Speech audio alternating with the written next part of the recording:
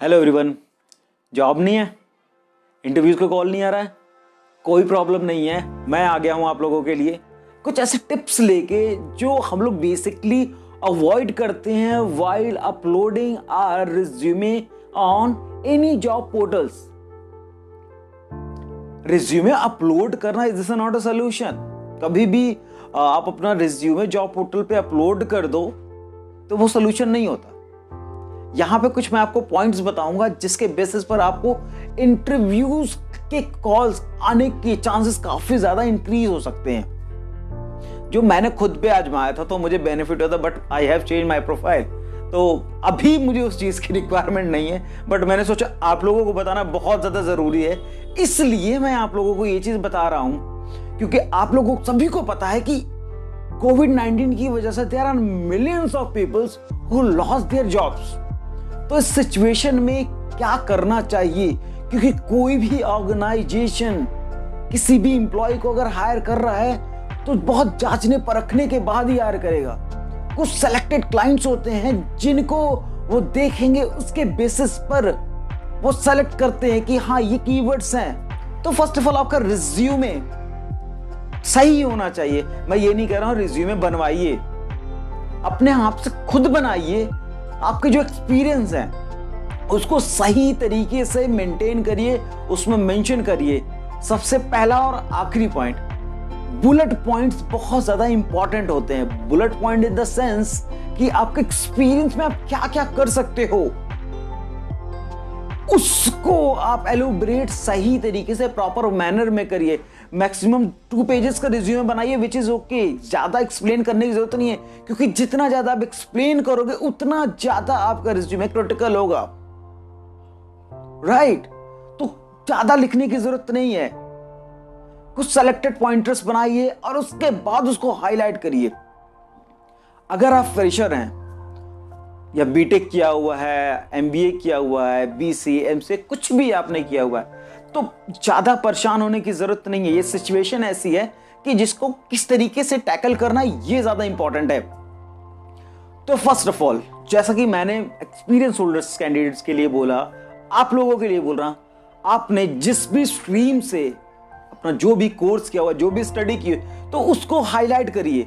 क्योंकि जब तक आप हाईलाइट नहीं करोगे कोई भी रिक्रूटर आपको नहीं सर्च कर पाएगा। बिकॉज जो रिक्रूटर्स होते हैं उनके कुछ सिलेक्टेड कीवर्ड्स होते हैं। फॉर एग्जाम्पल दैट अगर मैं सेल्स से बिलोंग करता हूं तो वो सेल्स देखेंगे।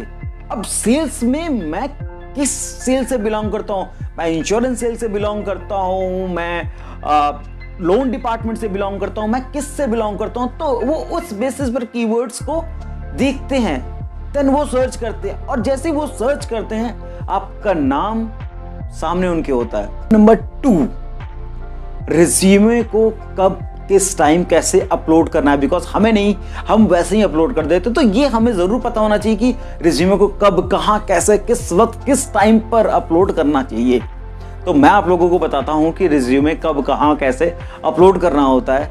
इन अ वीक 3 टाइम्स आप अपने रिज्यूमे को जॉब पोर्टल्स पे अपलोड कर सकते हैं। मैं ये नहीं कह रहा हूं कि रिज्यूमे को अपडेट करिए, अपलोड करने के लिए बोल रहा हूं सिर्फ और सिर्फ। आप मंडे मॉर्निंग में कर सकते हो, मंडे मॉर्निंग में कर सकते हो, फिर उसके बाद आप थर्सडे मॉर्निंग में कर सकते हो, फ्राइडे में कर सकते हो। अब मैं बताता हूं क्यों। मॉर्निंग के टाइम में करने से क्या क्या बेनिफिट मिलते हैं। पहली बात जो सबसे इंपॉर्टेंट है कि अगर आप एक रिक्रूटर हो तो आपके पास इतना टाइम नहीं होता कि किसी भी रिज्यूमे को पूरी तरीके से रीड आउट करना।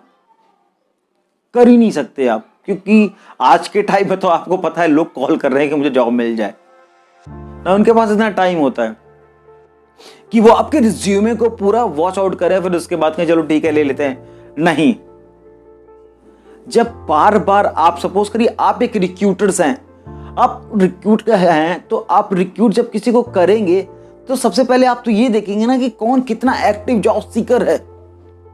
तो आपको जब अपना रिज्यूमे अपलोड करेंगे तो सामने रिक्रूटर जो आपको फाइंड करेगा, आपके रिज्यूमे को देखेगा, उसको यह पता चलेगा कि किस वक्त आपने अपना रिज्यूमे अपलोड किया हुआ है पोर्टल पर, आप कितना एक्टिवली जॉब फाइंड आउट कर रहे हैं। क्योंकि एक बार अपलोड करने के बाद,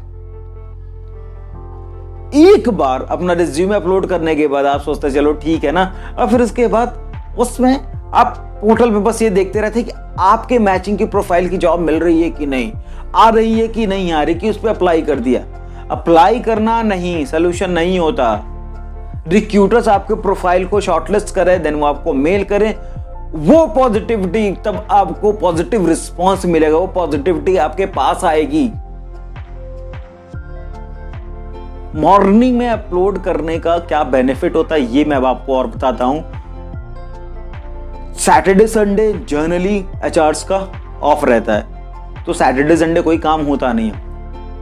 मॉर्निंग में आप जब अपना रिज्यूमे अपलोड करते हैं तो सबसे पहले चांसेस आपके इसलिए बढ़ जाते हैं कि एक तो आपने अपना रिज्यूमे अपलोड किया हुआ है मॉर्निंग में, सेकंड थिंग एक सर्च इंजन होता है, उस सर्च इंजन के बेसिस पर आपके रिज्यूमे को शॉर्टलिस्ट किया जाता है, और कीवर्ड्स के बेसिस पर। कीवर्ड्स आपने अच्छे मेंशन किए हुए हैं तो जैसे ही फाइंड आउट होगा आपको पता चल जाएगा उन रिक्रूटर को, सॉरी। तो ये चीजें करनी पड़ती हैं। थर्ड थिंग, अपनी रीच को एक्सपैंड करिए, बढ़ाइए।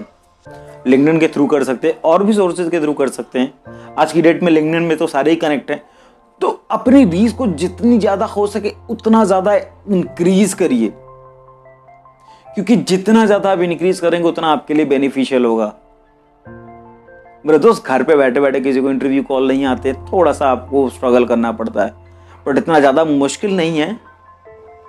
आप किसी भी ऑर्गेनाइजेशन की वेबसाइट पे जाएंगे तो वहां पे करियर नाम का एक कॉलम होता है, वहां पे आप अपनी डिटेल मेंशन कर सकते हो। अगर आपके रिलेटेड वहां पे कोई अपॉर्चुनिटीज अवेलेबल हो रही है तो आपके प्रोफाइल को वहां पे अगर शॉर्टलिस्ट करते हैं तो आपके वहां से भी इंटरव्यू कॉल आने के चांसेस काफी ज्यादा बढ़ सकते हैं। तो डू इट फास्ट, करिए इन सब सारी चीजों को, और करने के बाद बताइए कि कैसा रिस्पॉन्स मिला मुझे। Thank you so much for watching this video.